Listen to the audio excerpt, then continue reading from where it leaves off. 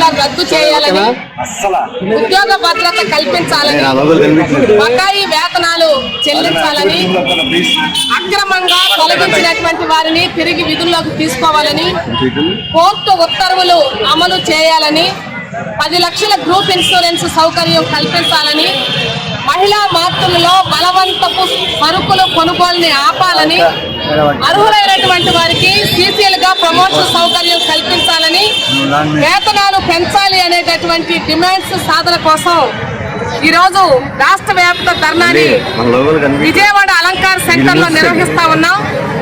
గత ప్రభుత్వం వివోఏల మెడ మీద కట్టి పెట్టి 3 సంవత్సరాల కాల పరిమితి సర్కులర్ని తీసుకొచ్చింది. 3 సంవత్సరాలకి మించి ఒక్క వివోఏ కూడా ఉండటానికి వీల్లేదు, అందరినీ తొలగించాలి అనే పద్ధతిలో ఆ సర్కులర్ విడుదల చేశారు. మేము గ్రామ స్థాయి నుంచి రాష్ట్ర స్థాయి వరకు అనేక పోరాటాలు చేసి ఆ సర్కులర్ని అమలు జరగకుండా చేశాము. గత ప్రభుత్వం హయాంలో మేము చేసినటువంటి ధర్నాల సందర్భంగా తెలుగుదేశం పార్టీకి చెందినటువంటి పెద్దలు, ప్రస్తుత ముఖ్యమంత్రిగా ఉన్న నారా చంద్రబాబు నాయుడు గారితో సహా వర్ల రామయ్య గారు, లోకేష్ గారు, అనేక మంది మేము చేసినటువంటి ధర్నాలు సభల వద్దకు వచ్చి మా ప్రభుత్వం అధికారంలోకి వచ్చిన వెంటనే కాల పరిమితి సర్కులర్ని రద్దు చేస్తాము అని హామీ ఇచ్చారు.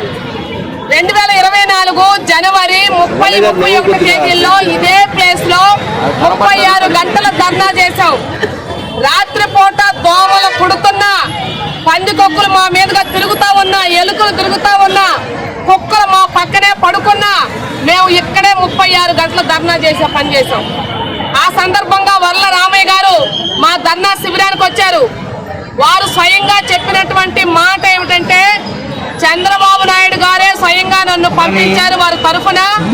మా ప్రభుత్వం అధికారంలోకి వచ్చిన వెంటనే ఈ సర్కులర్ ని మేము రద్దు చేస్తాము అనే పద్ధతిలో మీడియా ఎదురుగానే ప్రకటన చేశారు. కానీ ఈ ప్రభుత్వం అధికారంలోకి వచ్చి 7 నెలలు దాటిపోయింది.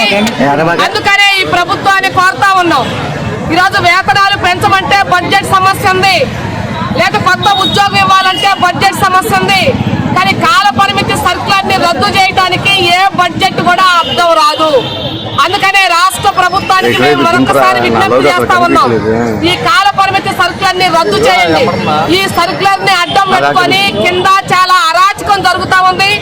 వివోఏల్ ని అక్రమంగా తొలగిస్తా ఉన్నారు. ఒక వివోఏని తొలగించాలనంటే గ్రామ సంఘం జనరల్ బాడీ సమావేశం జరిపి ఆ సమావేశం తీర్మానం మేరకి వివోఏని తొలగించాలి. కానీ ఇప్పుడు గ్రామాల్లో ఎక్కడ తీర్మానాలు జరగడం లేదు.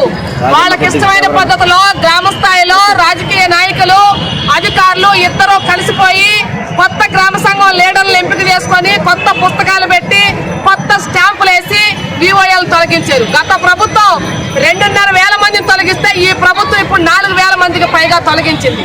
పాలకులు మారినప్పుడల్లా చిరుద్యోగుల మీద తీవ్రమైనటువంటి ఒత్తిడి వస్తా ఉంది. కనీస వేతనాలు లేవు, చట్టబద్ధమైన సౌకర్యాలు లేవు, పని భారం అవుతుంది. అయినా ఈ రాష్ట్రంలో నిరుద్యోగం పెరుగుతా ఉంది. ఆ పెరుగుతున్నటువంటి నిరుద్యోగంలో నుంచి ఏదో ఒక పని చేసుకోవాలి, బ్రతకాలనే దాంతో ఈ రోజు వివోఏ గానో, లేకపోతే వాలంటీర్ గానో, అంగన్వాడీ గానో, ఆశా వర్కర్ గానో, లేకపోతే ఎంఈసీసీ గానో చిన్న ఉద్యోగాల్లో చేరుతా ఉన్నారు. వాళ్ళకి భద్రత కల్పించాల్సినటువంటి బాధ్యత ఈ ప్రభుత్వాలకు ఉందని చెప్తా ఉన్నాం. ప్రభుత్వం మా యొక్క డిమాండ్స్ ని అంగీకరిస్తుందని మేము ఈ రోజు కూడా నమ్ముతా ఉన్నాం. ఇచ్చిన మాట నిలబెట్టుకుంటది ఈ ప్రభుత్వం అనే నమ్మకం మాకుంది. అందుకనే ఈ రోజు చర్చలకు పిలిచి మా సమస్యల్ని సానుకూలంగా పరిశీలన చేసి పరిష్కరించాలని కోరుతా ఉన్నాం. సర్కులర్ ని వెంటనే రద్దు చేయాలని కూడా మేము కోరుతా ఉన్నాం. మేము ధర్నా కార్యక్రమాన్ని కూడా చాలా శాంతియుతంగా చేయబోతా ఉన్నాం. మేము ఏ రకమైనటువంటి అవాంఛనీయ సంఘటనలకు పాల్పడటం కానీ లేదనుకుంటే ఇతర ఏ రకమైనటువంటి పద్ధతుల్లో కూడా మేము ముందుకెళ్ళమని కూడా ఈ ప్రభుత్వానికి తెలియజేస్తా ఉన్నాం. ఇచ్చిన మాట నిలబెట్టుకోవాలని ఈ ప్రభుత్వానికి మరొకసారి విజ్ఞప్తి చేస్తా ఉన్నాం. సమస్య పరిష్కారం కాకపోతే భవిష్యత్తులో పోరాటానికి ఎలాంటి పోరాటానికైనా సిద్ధమవుతామని కూడా ఈ రాష్ట్ర ప్రభుత్వానికి తెలియజేస్తా ఉన్నాం. Welcome to our YouTube channel. Don't forget to like, subscribe and share the videos.